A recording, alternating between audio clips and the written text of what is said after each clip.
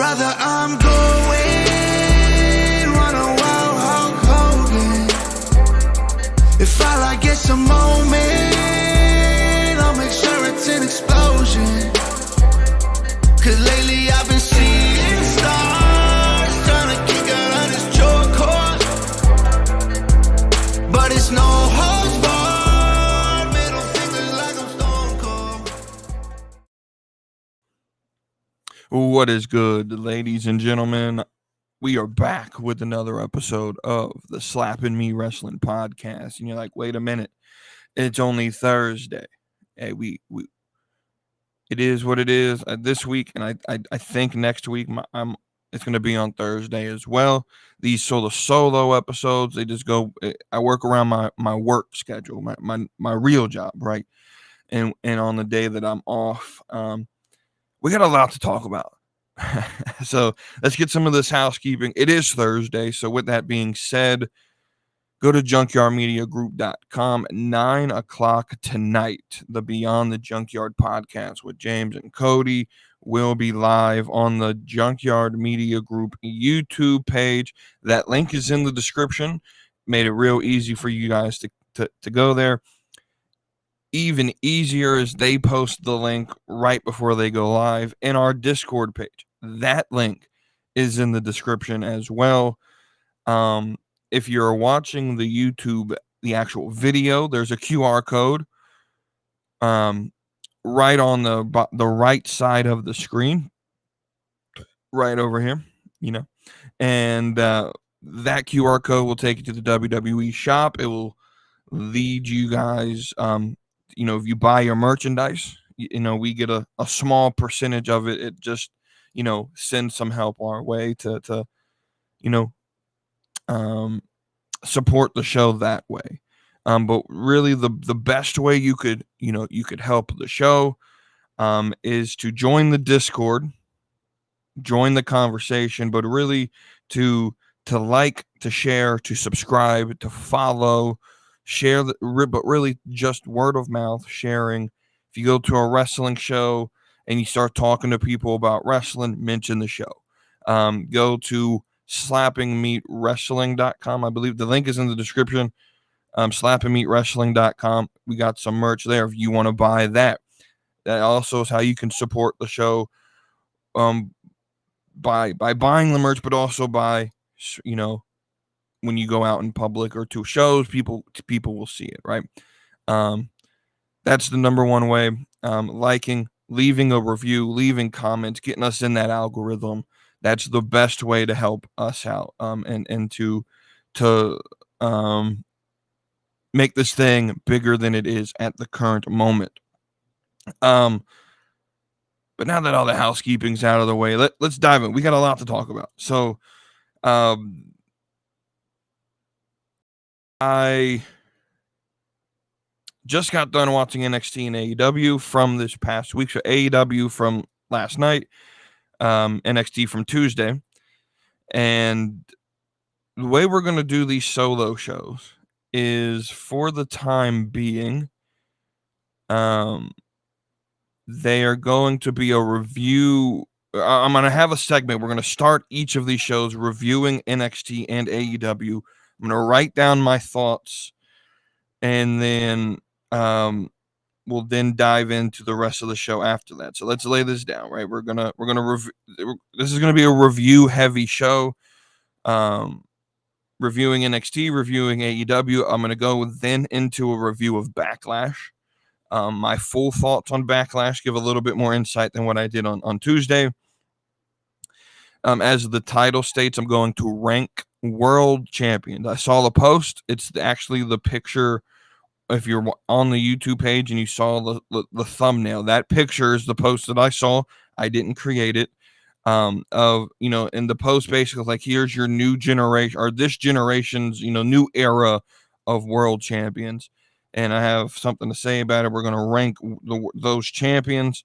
And then we're going to end with just a couple other things that I have to say, and a segment that I want to end. And if you've been with me long enough, I try to keep this sort of structured, and so I like to have something to begin and end the show that's the same every week. So like on the Tuesday episode, we begin with Let's Get Cooking, and then we end with our Thirsty Tuesday, right? And even though I forgot this past week, so if you're in the Discord, those posts have been posted for you to vote on. We'll reveal the winners next Tuesday. I just completely forgot with how long we were running on that show, right? And so I'm going to end this show with the segment called React to That. And it's just going to be a clip, something, maybe a news article, and something like that we will end the show reacting to, some sort of podcast clip or something like that, right? And so to help me out, because I'm not always, in the know of everything that gets said, if you're in the Discord or if you just want to send it to me, you can also, send in questions or emails, or even like, hey, react to this to WeTooDeep at junkyardmediagroup.com. You can email stuff there as well. But with that, let's dive on in. We're going to start with NXT, because that's the show that I watched first. We may need to change that. We may need to change the order I watch these shows. But let's start with NXT. So overall, I thought it was a very good show. Some of the notes that I sat down and wrote and really wanted to talk about was this women's North American title, right? They're doing this combine that they showed to, they had 20 women, and the combine got it down to 12 to determine who's going to be in the qualifying matches leading up to determine who's going to be in the match on June 9th at Battleground. It's going to be a 6-woman ladder match to determine the new champion, right? And it's a cool process. I like this idea of a combine, especially with what appears to be like WWE's sort of developmental ideology now is going to a more sports-centered athlete, like more athletic competitor, right? The problem I have with this is the way they presented it made it feel very fake, right? We saw them doing the activities, but it really was just focused on like, we're going to show you like 4 or 5 people. And it really, and again, I know the F word is like illegal in wrestling when you talk about it, but it really made the product look fake, right? And so my idea for this, while the idea of a combine is fun, the execution was lacking a little bit, if I'm being honest. Why not have a live stream? If you're doing this, you could have like, a Sunday night, like, hey, go to WWE's YouTube page, or go to our Twitter or X page, and we're going to live stream this combine, right? The same way the NFL live streams their combine. If you're an NFL fan, like the NFL, like outside of the actual season and watching my Patriots play, the draft process is my favorite part of football. I get into it. The draft coverage, the mock drafts, watching the combine. I get into all that, watching the actual draft itself, right? When it comes to the NFL, that's one of my favorite parts of the whole season is the whole draft process and finding talent and looking at, right? And so if we're going to use the combine idea, why don't WWE, you say, hey, on Sunday, whatever, May the whatever, right? We're going to live stream on YouTube and Twitter this combine and actually have them perform the combine, right? And allow the athlete to be athletic, right? And maybe you don't get the certain, let's just be honest, right? Let's just be honest. If you're looking, even if you've watched the show and the assumption is that you either have or you're not interested in NXT, and this is really my job is to try to get you to watch it. But like the assumption of the 12 that you put on there, right? Sol Ruka is going to be in the match. What's her name? Jada Parker is going to be in the match. Fallon Henley's probably going to be in the match. Probably Kalani. Probably, I'm trying to think of the last 2 in the match. personally, I want Tatum, but I don't know. Thinking about Lash Legend, and then I would say Tatum actually could be in, right? And so those, Lash Legend is athletic by herself. Jada Parker is athletic by herself.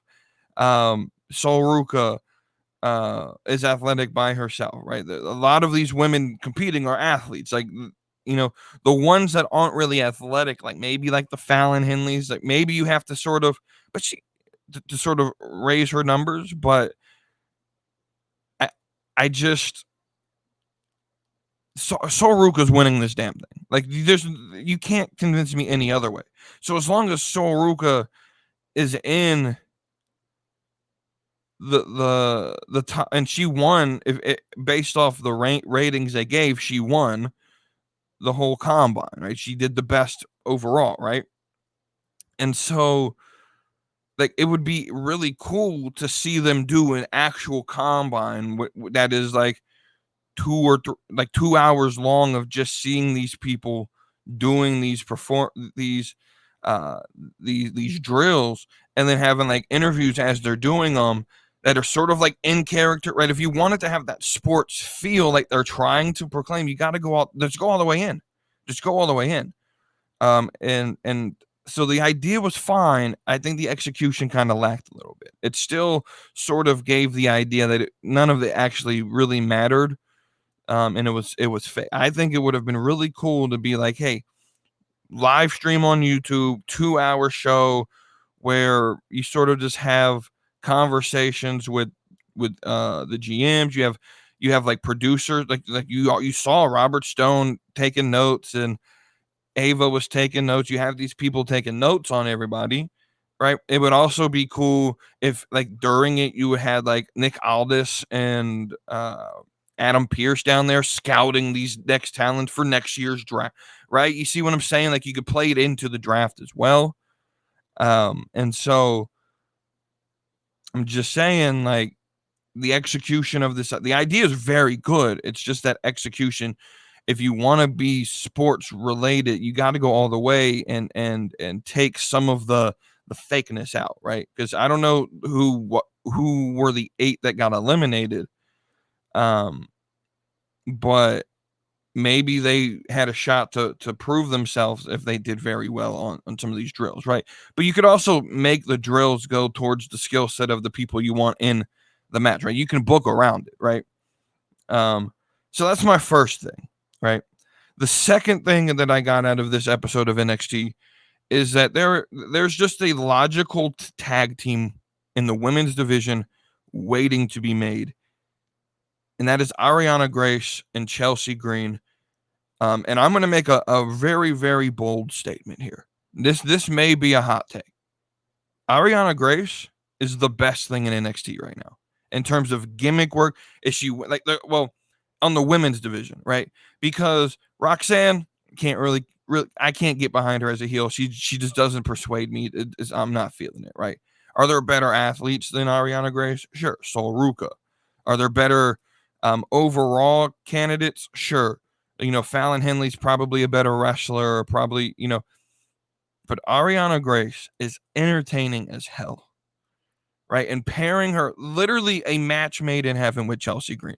If I'm WWE, I'm finding a way for Arianna Grace to get moved up, whether it's Chelsea Green throwing a fit that she doesn't want to be paired with Piper anymore, and throwing a fit. Maybe they do a trade where Piper, and like, this is where that trade system would work, where Aldis could be like, to take in storyline, to take care of this complaining Chelsea Green, you trade Piper Niven for Arianna Grace, right? And that, you could work around that. That would be fun. Like, this is a match made in heaven.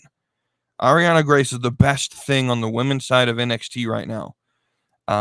It's insane how talented she is. And again, she doesn't have to win matches, right? Because wins and losses really don't matter, right? Arianna Grace is entertaining. She can go in the ring when needed, right? And then she continues to lose. But everyone's like, well, you got to start winning matches for me to care about. Now, Now, Arianna Grace can overcome me not caring about her losing all the time, whereas the next part, Lexis King hasn't overcome the losing with his character to me yet.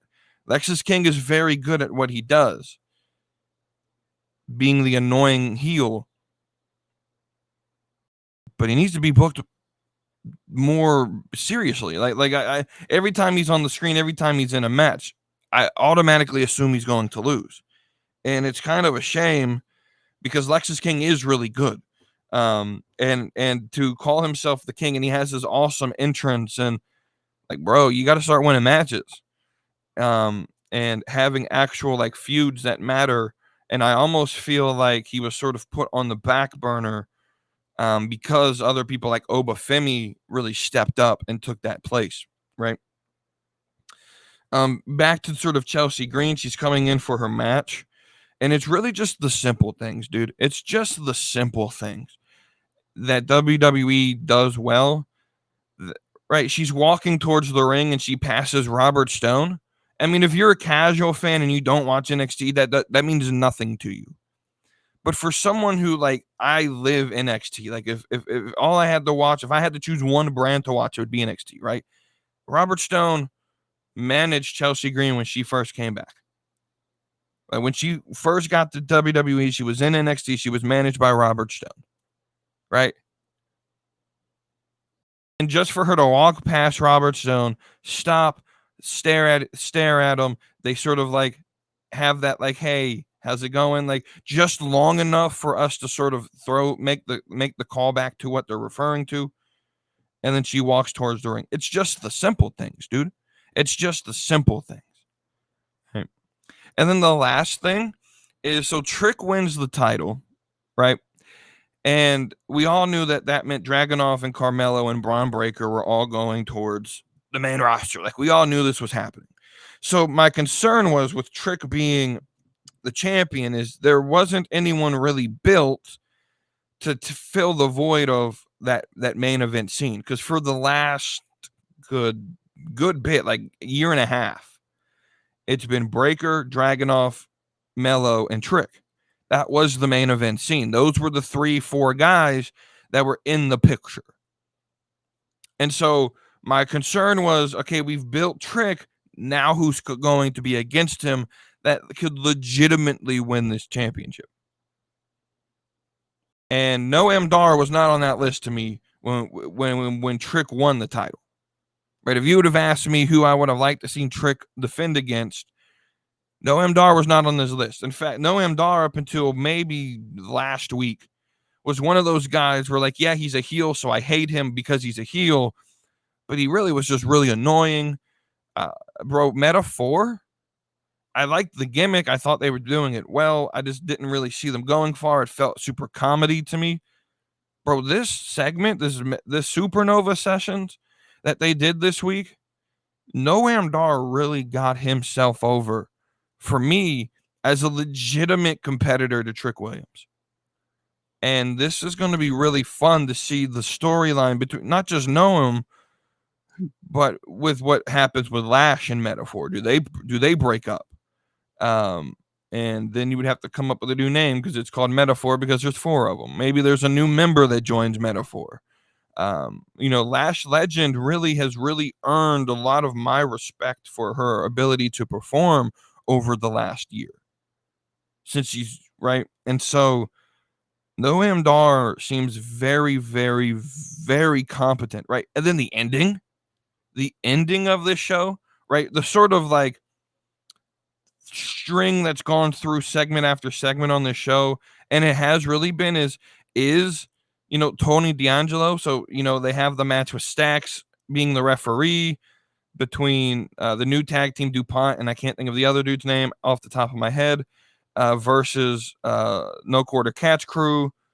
And you have Stax announced as the special guest referee. And right, so you have this feud between the family and the No Quarter Catch Crew. And the No Quarter Catch Crew is technically the heel team here. But you have Stax like trying to hand like brass knuckles, right? And you have them doing this like mafia stuff, which right? And this is what I've been trying to say that WWE needs to do is theoretically, like while they're faces and while they're their crowd favorites, their No Quarter Catch Crew isn't really doing heel stuff. The heels really should be the family. And so this is what I've been saying. You could have a heel versus a heel. You can have a face versus a face if you tell stories that have motivation right behind it, right? Cody can face LA Knight heel versus heel because Cody's motivation now is to protect the title that he took so long for him to win, and LA Knight just wants to win the title. And then you can grow that motivation into an actual story and perform it really well. So going back to NXT with the family and No Quarter Catch Crew, Tony D, like there's a story there. There's a story here, right? You hired me to do a job you haven't paid, so now I'm gonna make you pay, or I'm gonna take that Heritage Cup from you, right? So there's the story as to why they're doing heelish things, why they're doing their mafia stuff, right? You end the show. I think it was Damon Kemp being beat up in the back of the car. I couldn't tell if Mason Bourne was in the back as well, but I did see Kemp, right? And Tony D and them, they're beating him up in the back of the car. They leave, and as they pull off out of the parking lot, out comes Dempsey with the cup, and he's sort of looking around, looking for the other two. Bro, that's an ending. That's a cliffhanger, dude. That is how you end a show. That is how you end a show, dude. Like, I left it, and like my immediate thought was that was a perfect ending. Right? NXT again showed me why it's the number one brand in wrestling. And I don't say that like jokingly. Like, I literally believe NXT is the greatest show in wrestling. Right? So then I finish that gets done. I go back into my YouTube TV recorded library, and I click on AEW from last night. And I know I'm not going to enjoy all of it just because that's how AEW is. But there were certain segments that I was looking forward to. There were certain things that I was hoping would be built upon. Those segments were Trent versus Orange, which ended up being a match, right? It's what's going on with Swerve and Christian. And then it's the Omega situation. I was hoping we got an update about that. And all of three of those things happened in this show. But guys, all three of those things start at the show. Right? We start the show with Trent versus Orange Cassidy. Now, I have a serious complaint about this real quick. Y'all couldn't change Trent's music. Trent turned heel. He turned on the Best Friends, and he's still using the Best Friends theme song. Y'all couldn't change his music. It's simple things like that really take me out of the show, that really mess up and ruin the segment for me. It was a decent match. But again, I have to get myself, and I think casual fans have to get themselves into the mindset that if you're going to sit and watch AEW, it's going to be mostly wrestling, right? And so there's not going to be a lot of promo work in it. And so immediately, like 20 seconds into this, the first contest, right? Whereas NXT really starts with some promo work, some recap from last week, right? And anyway, so we get this match, and it was a decent match, and you get you get Don Callis coming down, and they're sort of adding to the suspense of is Orange going to join the Callis family, right? Right. So that starts the show. You then cut to, hey, by the way, we have an update from Kenny Omega, right? So they go to commercial, right? They come back. Well, before they go to commercial, they air Jack Perry after Dynamite from last week, cutting this promo, talking about, that, AEW doesn't need Omega. The Elite doesn't need Omega. We're going to change the world without you, right? And then they come back, and it's Kenny's response. And Kenny's in the hospital bed, and basically his response is, I still have EVP power, so this is all business, it's not personal, but we're going to have an Anarchy in the arena match at Double or Nothing at the end of the month. Which is cool. He's making matches, he's playing into the story. It's fine. Everything's going well. It's Okada, Perry, and the Young Bucks versus, we know, FTR. He mentions FTR as the first two members, and sometime during the night, they're going to announce the last two members. And he says they're going to show themselves to you. And so the way I would have done this was like throughout the night, having superstars sort of like, because I think it's either the next segment or one of these next segments, you have Jay White and the Guns come up, right? Was it Bullet Club Gold? And they're holding all their titles, and Jay White references like going after Okada, and I'm sitting here thinking and really contemplating, like, okay, this makes sense. Jay White has some beef probably with the Elite. I would see why, and that really fits. They could set, you could set up the story of him going after Okada by him joining this match, right? Storytelling.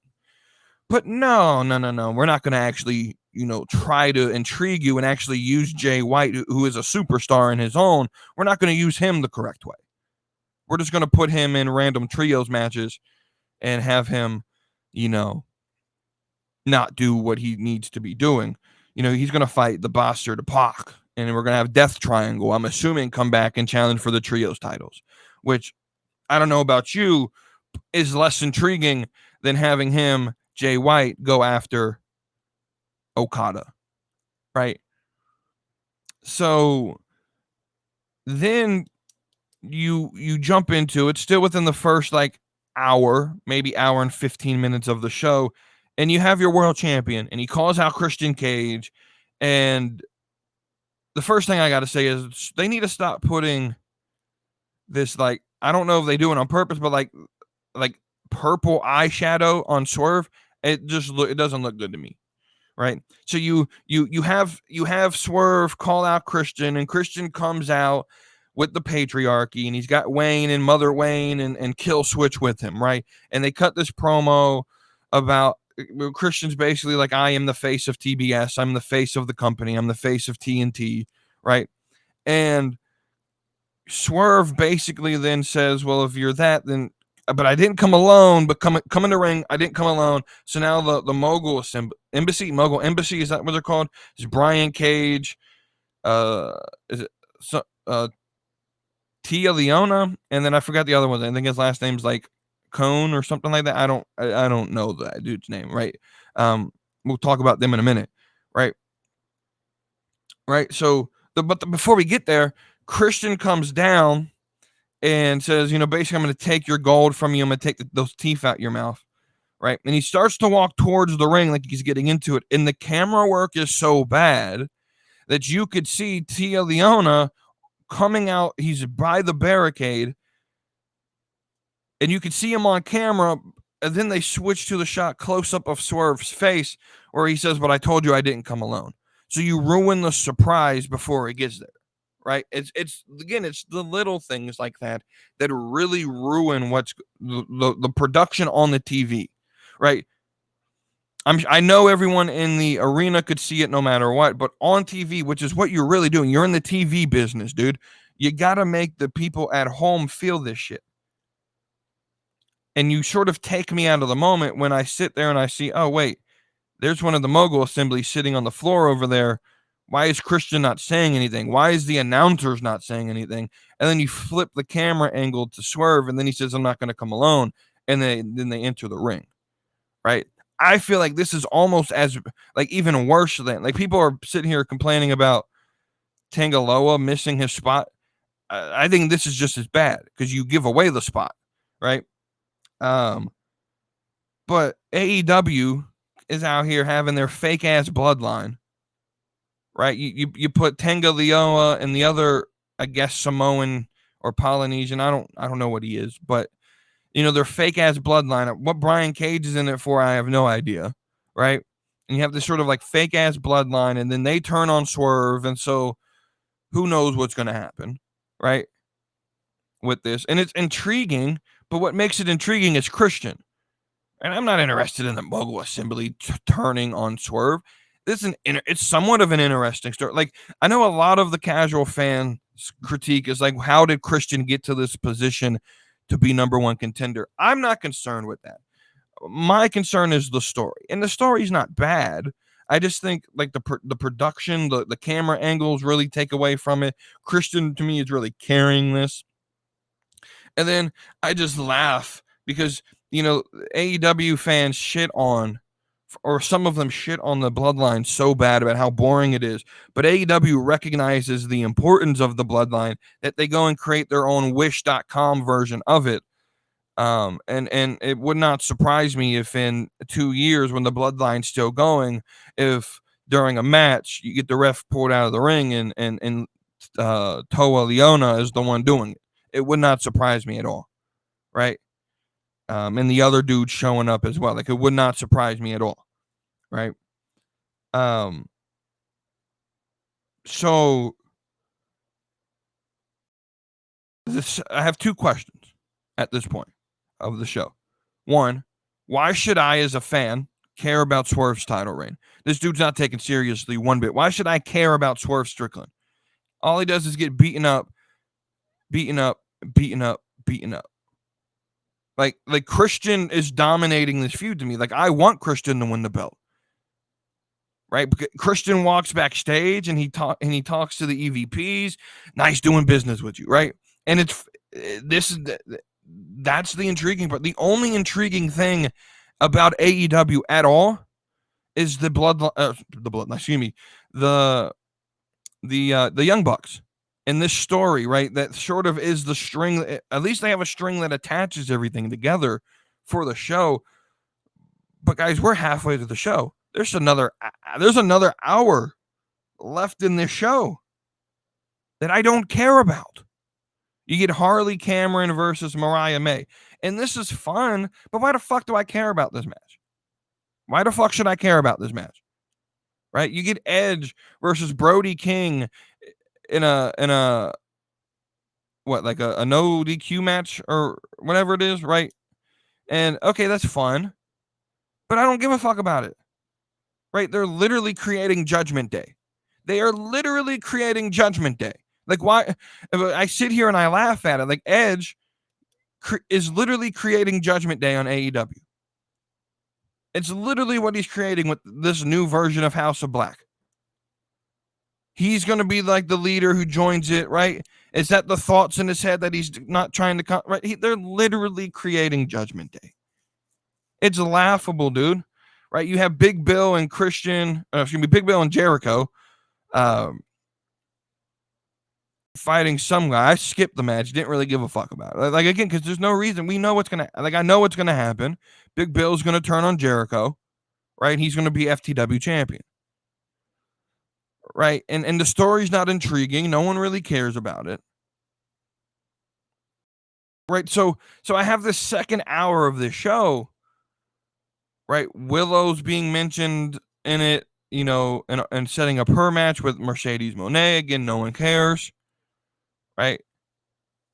But then we end the show with the Elite coming to the ring. Okada cuts a little promo about, hey, Kenny, get well, basically, like, get well soon. And they're being sarcastic. And one of the Jacksons say the same thing to Tony Khan. And right, this idea that Tony Khan's not in power, like, this is an intriguing story, right? Anarchy in the Arena is an intriguing match idea. I mean, they've done similar to it before, but it's an intriguing idea.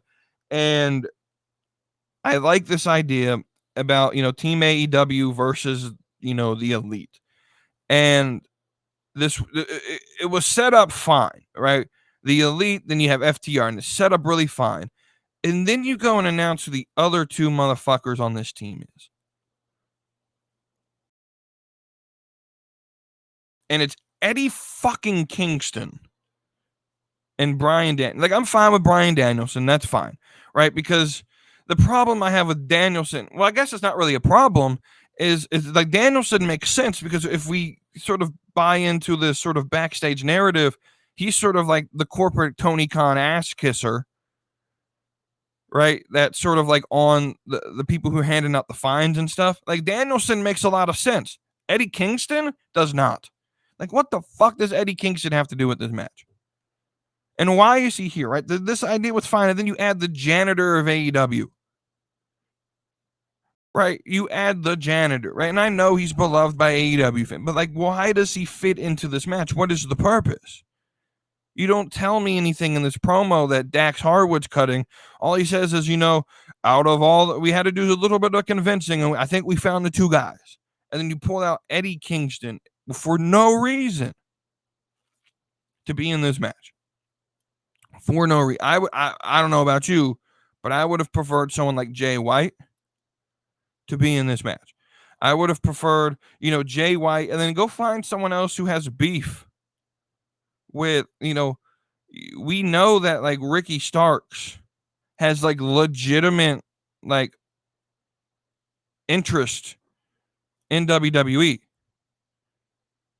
right? Or by WWE. And I think Ricky Starks is going to get ready to leave, right? But this also could have been like a very fun way to bring back MJF. If MJF is actually Team AEW, like he's in AEW, this would have been a really fun way to bring him back,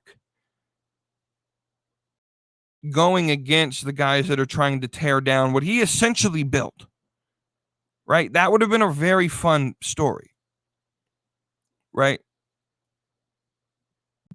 But you throw in Eddie Kingston. It makes no sense. Someone's going to have to explain to me why Eddie Kingston is in this match, right? So there's my AEW and NXT review. We're going to do this every week as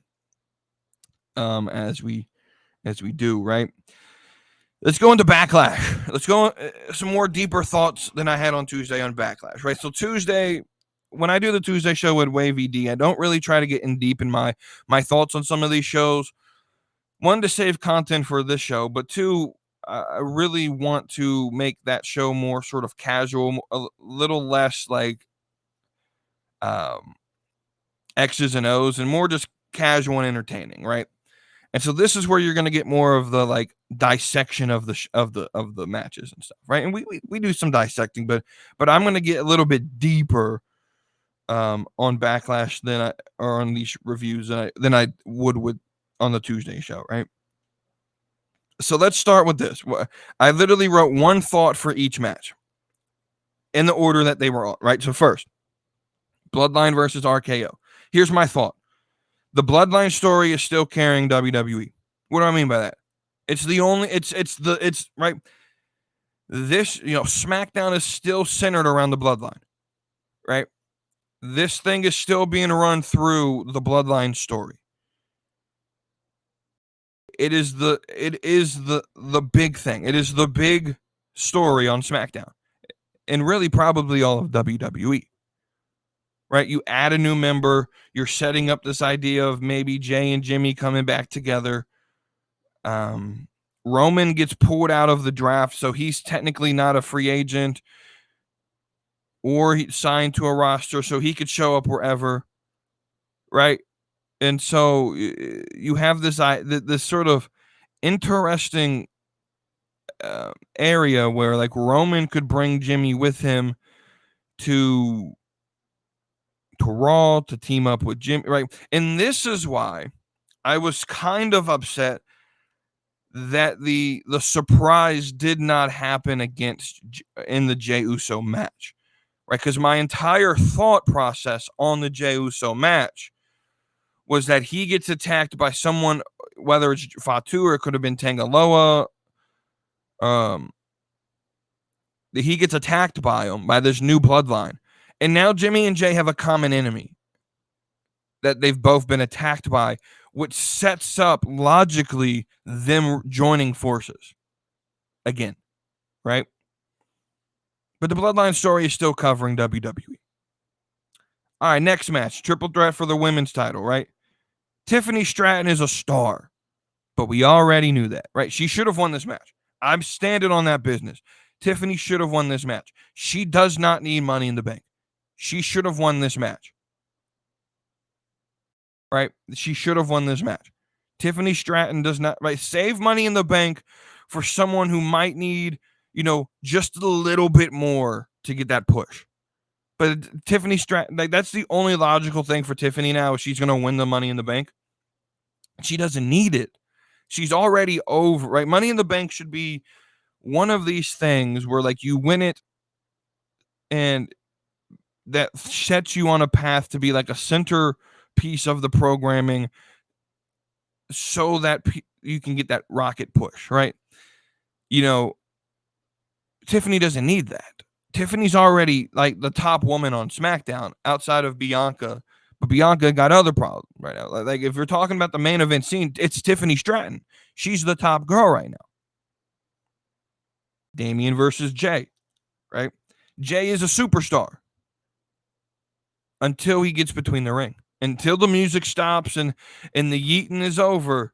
When he actually has to perform, I got to be honest with you, he's kind of mid. It's not a bad thing, but he's not main event level. He's not actually main event Jey Uso. He's more like mid-card Jey Uso, who got over because he was in the bloodline and he turned on him. And again, that turn, that going against Roman, it was the hatred of Roman Reigns that pushed him. And it wasn't really an organic push. It was more of something of we just, right. And so I compare it to that of LA Knight, where LA Knight gets the crowd behind him for a little bit. He gets the push from the crowd and then there's really nothing there. And LA Knight's got the entrance and the catchphrase, and then he gets between the ropes and it's kind of mid, right? Same thing with Jey Uso. He's got the catchphrase yeet on the shirt. He's got the cool entrance with the hype music and the arms flailing and Pat McAfee overselling it. And then the bell rings and it's kind of mid. Right? And then the obvious story that Judgment Day is going to turn. We can go ahead and get that thing out of the way and turn it. But yeah, Jey Uso's, he's not main event. He's just not.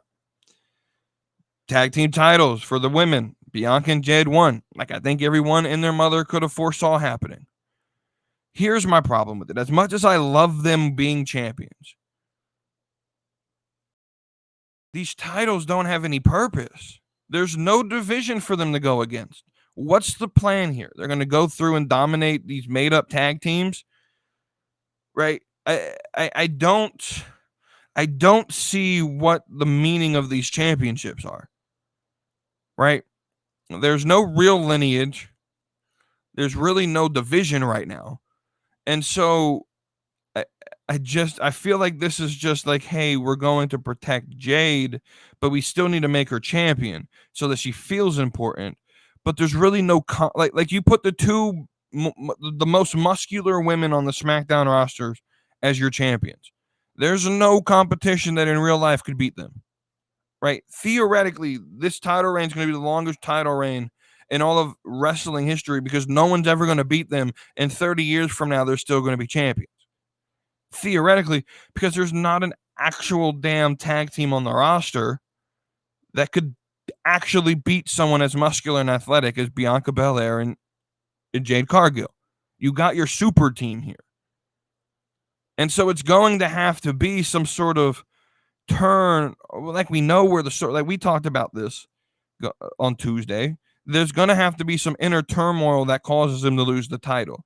Now, the best way for me to do it is Bianca feeling that Jade is not grateful to her. And again, we talked about this on Let's Get Cooking on Tuesday, right? So go and check out my idea with that. But you got to make these titles feel important for me to really care about this division, right? Even with who the champion is, I feel like they're trying to splash some life into this division and making them feel important because it's Bianca. But the champion doesn't make the title right? If there's nothing for the title to be made into, right? Bianca's a great champion. Jade's going to be a great champion, but there's really no competition in this division. You're going to feed Kaden Carter and Katana Chance? So you're going to put the smallest women on the roster against and really expect me to feel that way? Candace and Indy? Absolutely not. That's not believable to me. Isla Dawn and Alba Fire, yeah, they're a little spooky, mysterious, but you're not going to beat them. I don't see the plan. I don't see where we go with these titles. And this has been the biggest problem with them, is that ever since they created them, they haven't had a legitimate women's tag division. You've had like 2 or 3 teams on the roster, right? So like the Iconics were here, and really they fought against, and you tried to create some teams, but nothing really came out of it. And so you gotta give me something here, Triple H. You gotta put some time and quickly build this division to mean something for me to care about this title run. And then we ended with Cody and AJ, and this is the formula right here. You want the formula to a great match, watch this match, right? They don't overuse moves. They don't overuse a super kick. It wasn't a chop fest. As much as those type of matches are fine, like chop fest, Sheamus versus Gunther, fun match, right? Fun match, right? But this is just solid in-ring storytelling. Just telling the story of the match between the ropes, right? Very simple concept. Cody's defending the title. AJ wants the title, and they're going to leave it all out in the ring. Very simple concept. Solid in-ring storytelling. This is what AEW could be if they would get rid of the glorified indie shit. If AEW watches this match, because this is essentially an AEW match, right? Just a thrown together match. They throw a little bit of storyline into it. 2 really good in-ring competitors going at it, and that's what it is. And that's a fine story. But this is what AEW could be if they would stop with this sort of like glorified indie show that they've become. If they would just spend a little bit of time working on promo and story, and less time with random matches that don't really matter. I don't know, man. I feel AEW could be something special, right? I really do. Like, right. And before we move on from this reviews, we're going to go back to AEW for a second, right? As much as you built my interest last week, as quickly as you built my interest last week, you quickly murdered it this week. I left watching last week like, that was a pretty good show. Yeah, I'd watch again. And I left watching this week with the idea of there's pieces. They got the pieces, but they don't know how to put the puzzle together. They just haven't figured it out. And I'm interested in Christian and Swerve more so to see, can Christian finally win the title? I'm more interested in Christian than I am Swerve, but I'm really interested in this Young Bucks sort of, I guess we can say, invasion angle with the Elite, which is more than you could say 4 years ago when I was watching AEW, where I really hated the Elite, right? But you really killed my interest in Trent versus Orange. I wish you would have saved the match to Double or Nothing. So yeah, I just other thing is I really need you to be more consistent with who's on TV, right? I feel like AEW really just doesn't plan on having, like, because they're not storyline focused for the entire show. So like Raw is going to, for the most part, have the same cast of characters for that month or 2-3 month period of time, right? And Raw, NXT, SmackDown really going to have the same cast of characters, right? AEW, you could have all 100 and whatever people on the roster show up in a month. And it really ruins the continuity of the show. So, like, your show should be really simple. You should, Adam Copeland should be on the show. Yes. But who was missing this week? Ospreay was missing this week. We don't see Ospreay. He's your number one draw. If he's really the best wrestler in the world, he should be on the show every week. Right? So you have the Young Bucks there, and you have Christian and Swerve there, and Copeland's there. But that's about it. And then you have, Tony Storm and them and Willow's kind of there every week. And you really, but has Willow wrestled on Dynamite since she won the title? She's the TBS champion. Why is she not on TBS?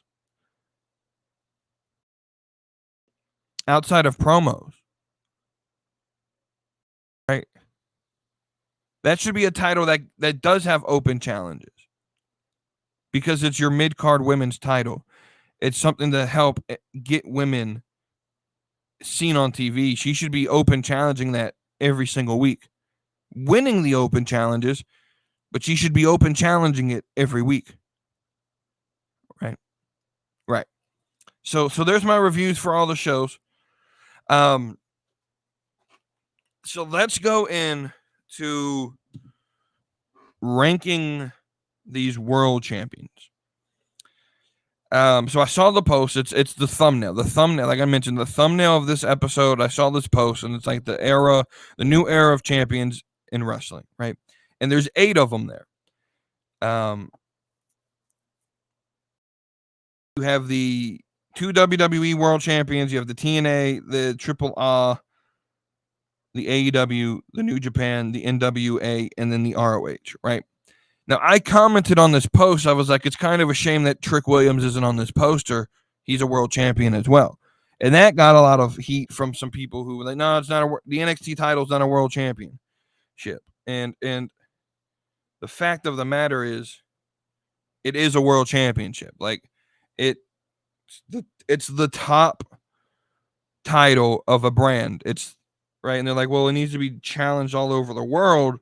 And I'm sitting here and thinking like, bro, what are you talking about? What do you like?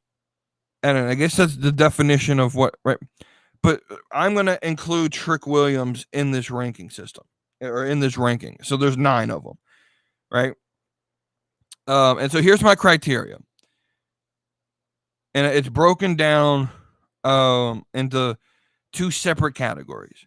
The criteria for the title itself, just the belt, no matter who the champ is, and then who is the champion, right?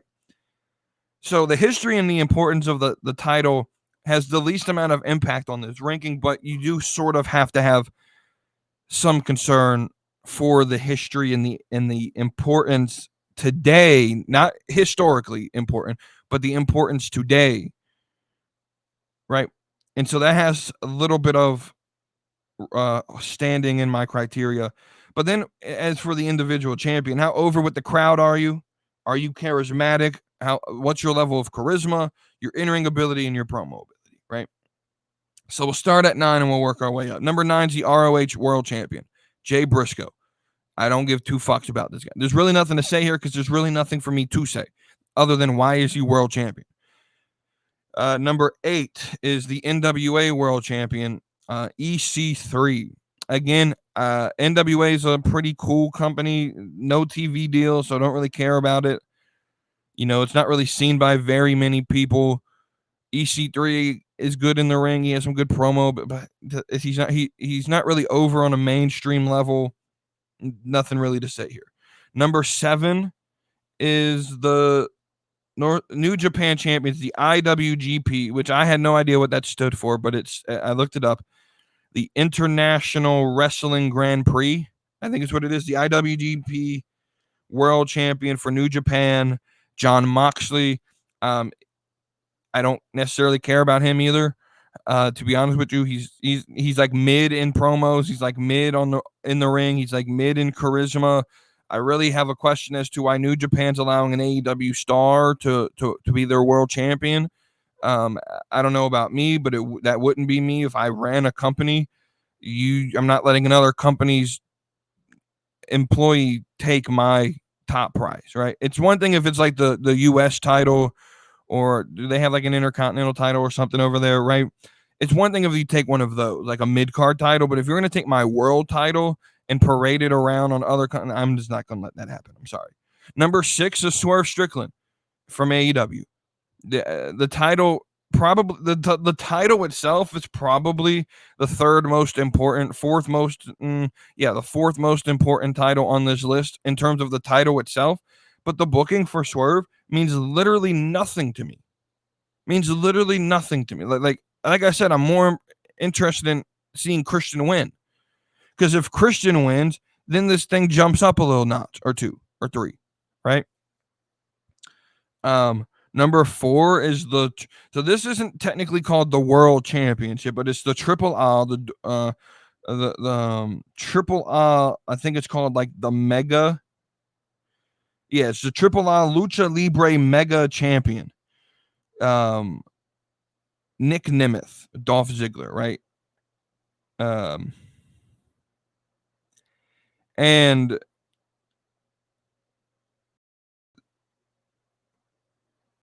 I mean, I don't know a lot about this title or this promotion, but there's a little bit of history there. I think in terms of like promo and in-ring ability, Nick Nemeth is really good. The importance of the title is not important, right? And Nemeth sort of isn't over on a mainstream level. So, you know, he's just not there. Like 5, I think, is about as high as I could put him. I could see him maybe lower, but 5 is as high as I could put him, right? Number 4 is the TNA World Champion. That's Moose. I think Moose is a star in WWE if he ever decides to go there. He's good on the mic. He's good in the ring. He's got some charisma. I think what really holds him down is the fact that the 3 titles above him are WWE, and this is where that importance history of the title comes into it, right? The importance in wrestling today. TNA just isn't that important to the wrestling conversation today. So now we got the top 3, and as you probably expected, it was going to be the 3 WWE champions. Number 3 to me is Damian Priest, with the World Heavyweight Championship. You know, you can just tell he's transitionary, and when it comes to importance of the title in wrestling, when it really comes down to is he's not important. Cody Rhodes is number 2 to me, and the reason Cody is above Damian is because the title, literally Cody just took it off someone who had a 1,400-day reign in one of the biggest storylines of all time. Like, that's the importance of the Universal Undisputed Universal Championship. And the only thing keeping Cody from being the top of the list is he has no storyline. I think he's only over with the crowd because of who he was feuding with in Roman Reigns, and give it 3 months and he'll be dead, basically, in momentum. Trick Williams is over with the crowd. He's charismatic. I think he's better in the ring. I think he's better on the mic. I think he has more charisma. I think Trick Williams is the top dog when it comes to champions in the world. I just said it here, but I'm going to say it again. Trick Williams is the best world champion in the world today. NXT, it has it's not the most important title, but the most important champion, right? So Trick Williams at this current moment is the best world champion in the world today, in my opinion. All right, so let's go ahead and get to our let's react to that segment. React to that again. A promo of this one's not going to be a video clip. This one's going to be some comments that came from newly signed NXT superstar Julia. She hasn't debuted yet. I think she's finishing off some things with the former promoter or owner of All Japan Wrestling. I think he either got kicked out or whatever, some drama there, and he's starting his own. And she said that like she had commitments to sort of help him get that up and running, and she's going to finish those dates, and then she'll be in NXT. She's going to be the one that takes the belt off Roxanne. But anyway, she she had some comments come out, and I gotta find them so I can quote them. Here he is. So this is from a Yahoo article. She says, I was overwhelmed at WrestleMania, a completely different scale. It was epic. I was moved, and it was the same backstage. 80,000 people roared and cheered. It's great to wrestle in Japan in front of 3,000 people, but when I saw WrestleMania, I couldn't be satisfied, and I wanted to continue with that feeling. Guys, this is what I've been saying. This is what casual fans like me and Notorious Nerdy D and Milwaukee Mike on the casual wrestling channel. This is what we've been saying. This brings into the question: is WWE still the top destination for pro wrestlers? Is this still the goal for pro wrestlers? And my answer, and I think Julie approves this, is that yes, it is. Right? If your goal is to hit the climax of wrestling, if you want to hit the pinnacle of wrestling, it has to be WrestleMania.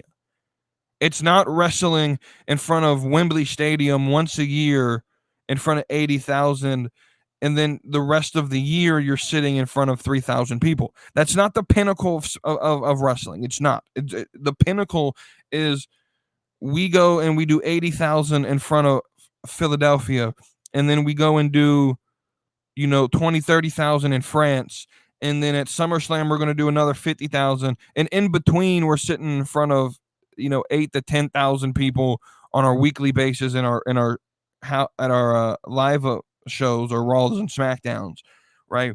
And we're selling out those, and then we're doing house shows on the weekend where we're selling out 5,000-6,000 people, right? The pinnacle of wrestling is still WWE, right? This is not a knock on AEW. You're just second place. You're secondary. You're a stepping stone. But Julia doesn't need you because you're a stepping stone. But you know what else is a stepping stone? New Japan. There's no difference there. You're on that same level. If AEW would just recognize that and fit into that niche as we're the stepping stone, that's not a bad place to be. You know who there's two promotions that I can remember, right? That are still active today, and I believe they're still active today because they recognize they're in a niche and they didn't try to actively compete with. And as much as you could say, no, we just want to be the alternative, you're competing. Your language of if Tony Khan at press conferences is that of I'm competing. No matter how many times Tony Khan says he wants to create the alternative, no, Tony, you're trying to compete.